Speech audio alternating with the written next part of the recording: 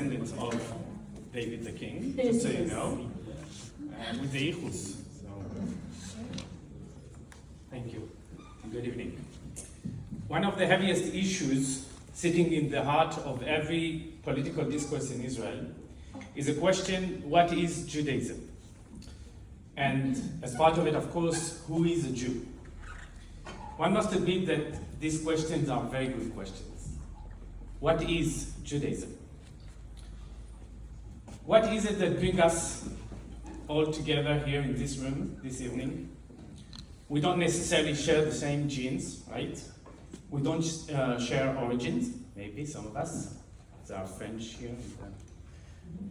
We don't share language, and we often don't even share the same religious beliefs. If you look at history, Judaism started as a local tribe, then it became an international religion. It turned into this minority religious communities spread around the world. It became a symbol of victory of Christianity for some, and a symbol of victory of human spirit for others. At a certain point, Judaism became again an ethnos, but this time for a nation that does not have a common ethnicity. And for the last few centuries, it turned into a nationality. This is Zionism. Today, Judaism is all of these things together. And the reason is that there is no such thing as Judaism. There are only Jews. And every now and then, the Jews decide what Judaism is, and this is indeed Judaism. What I personally find most wonderful in this story of Judaism and Jews is that generation after generation, there are people who stand up again and again and say, I'm a Jew. Your God is my God, and wherever you go, I will follow. And when there are prices to pay for this identity, they pay them. And when they have children, they raise them to be Jews too, and to pay these prices. And when we all leave this world, hopefully in a very long time, we will all know that we were part of something bigger than us. We were part of the Jewish people. In the word of the Jewish philosopher Ari Alon, a Jew is anyone who looks at himself in the mirror of history and sees a Jew.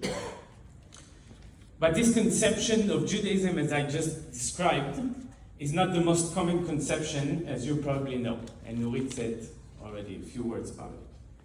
Many people believe that Jews are only those whose mother is Jewish, or that they have been converted in a very certain way. In Israel, this debate, as I said, is one of the most heated and longest that has ever been here on any political issue. Who is a Jew? Me or Yehudi? And within this discussion, there is Tel Aviv. Tel Aviv is a symbol of a place where the Jews make Judaism and not Judaism makes the Jews. Thank you. A place where Yom Kippur is not only a day of prayers and forgiveness, but also a day when everyone wears white and goes cycling throughout the empty streets of the city. Purim is not only the feast, and Mishlochei Manot and Haman, but also the best parties of the best nightlife scene in the Middle East.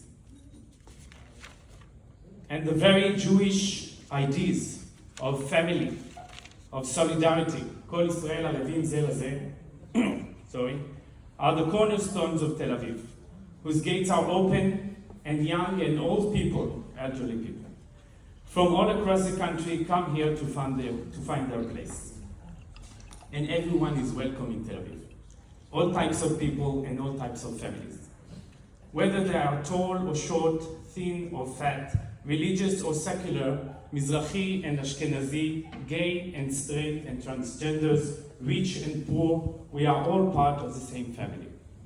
And we are the ones who create the city's Shabbat and Passover and the Jewish television and the Hebrew literature and the future generation of Israel's Judaism. I had a conversation with a good friend of mine not so long ago about this idea of Tel Avivian Judaism. And he told me that there is a problem with this liberal view of Judaism. And the problem is that if we had only one Jew left in the world, and we wanted him to spread the word about Judaism, right? So we would probably choose an ultra-Orthodox Jew for this mission. So I told him it's a very good argument, but that the first Hebrew city is founded on the foundations of Zionism. And as Zionists, we never take into account a possibility or a scenario in which there is only one Jew left in the world. And this is part of the reason that we are here. We are here to ensure and to strengthen the future of the entire Jewish people. Of course, we return to our roots and sources all the time, but at the same time, we keep looking forward all the time.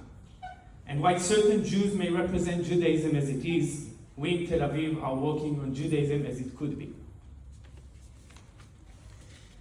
As a first Hebrew city, we open our doors to every type of Jew and every type of Judaism, and not only to Jews, by the way. We open our doors to anyone who wants to come and be part of the Jewish creation of a state, a culture, and a new Jewish future. Traditional and yet innovative. Jewish but cosmopolitan. Liberal and exciting. I know it's your last day, unfortunately, but in Egypt, right? It's your last night here? Last night. Last night, yes. Tomorrow is night. Okay. So just like I do with all other visitors to The the longest city. night of the year. So you have a lot of time. I strongly recommend you to see as much of the city as possible and to be impressed from the history of the city as well as the history in progress, the one we are making while walking, as we say in Hebrew. It is a small town, just a little over a century old, which has everything to offer. Old and new, high-end and low-cost, not so much the low-cost part, but a city with amazing restaurants, fantastic nightlife, my favorite, a vibrant cultural scene, and this unique combination that allows it to be both a modern, busy innovation center, just like other metropolises in the world on one hand, but also to remain with this vibe of a small and intimate village where everyone knows everyone. You go outside of the house and you just give high fives to everybody in that. So I wanted to encourage you also to go to the beach, because we don't do winter in Tel Aviv, and obviously you came to Tel Aviv and it's raining, so never mind, don't go to the beach. But above all, I encourage you to engage in all kinds of encounters with the beautiful and warm-hearted people of Tel Aviv. We are always happy to take part in a conversation with any stranger on any subject, mostly politics. This is our favorite topic. We are a family here in Tel Aviv, and we are happy that you are with us today. Welcome and thank you for coming.